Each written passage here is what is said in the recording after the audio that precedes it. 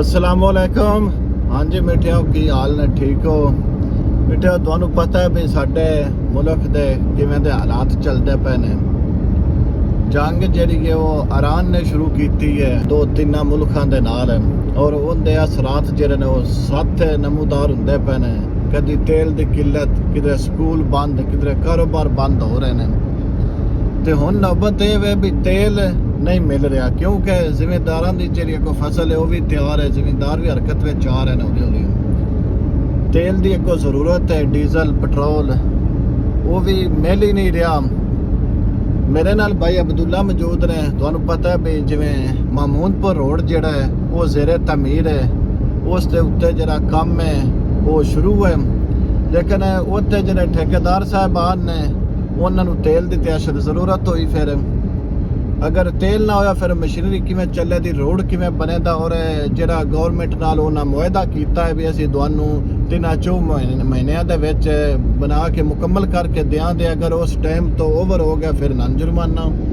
सारे हालात नूं वेख के बावजूद जलालपुर भट्टियां दे अज ये ठेकेदार साहब के बेटे ने उन पेट्रोल पंपों तो सारियां तो पता किया है भी सानू किते डीजल मिलता सी, लेकिन 20-30 लीटर तो ज़्यादा नहीं सी मिलता।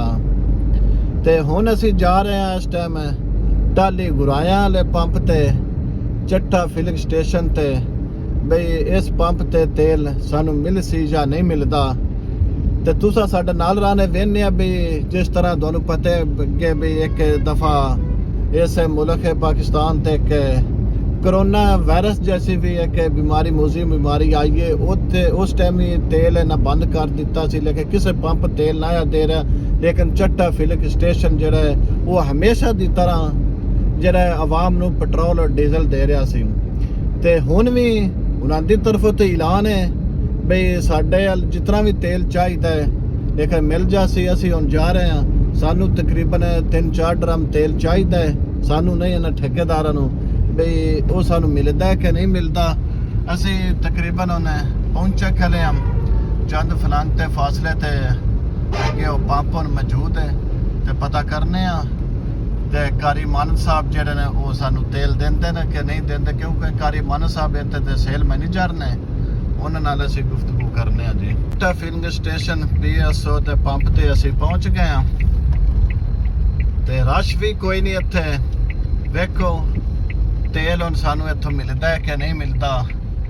ते कारी साहब भी मेरे शक सामने बैठे हैं, ते उन्हां नाल असीं गुफ्तगू करने हुण पता लगता है की कहंदे ने। हाँ जी, असीं पहुंच गए उस पंप ते मौजूद हाँ, ते कारी साहब नाल असीं गुफ्तगू करने। तेल जिहड़े ने वो दे रहे हैं।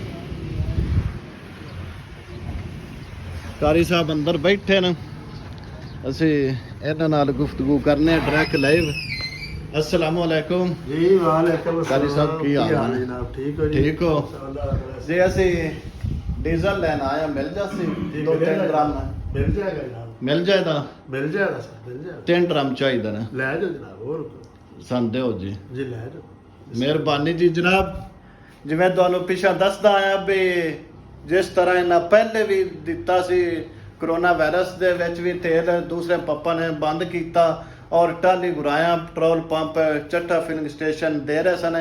इस तरह हुण फिर डीजल ते पेट्रोल की शार्टिंग हुई है, और शार्टिंग के बहस इन्हां हुण सानू फिर आख्या भी तुसीं अपना जितना मर्जी है तुसीं पेट्रोल या डीजल लै जाओ।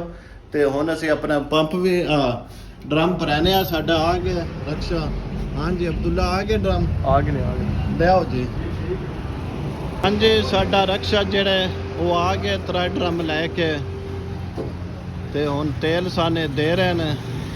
तुहानू जिवें राह विच भी पहले भी गल कीती इस वीडियो दे विच बई हुण पेट्रोल या डीजल जिहड़ा 66 है, कीमतां विच भी इजाफा है, लेकिन फिर भी ये जिहड़ा चट्टा फिलिंग स्टेशन PSO दा पंप है टाली गुराया तो ये तेल दे रहे हैं। तो हाँ जी, इत्थों आवाम नूं हर वक्त जिहड़ा ना वो पेट्रोल मिलता रहा सी। तेल भी डीजल पेट्रोल जिहड़ा किसी नूं चाहिदा होवे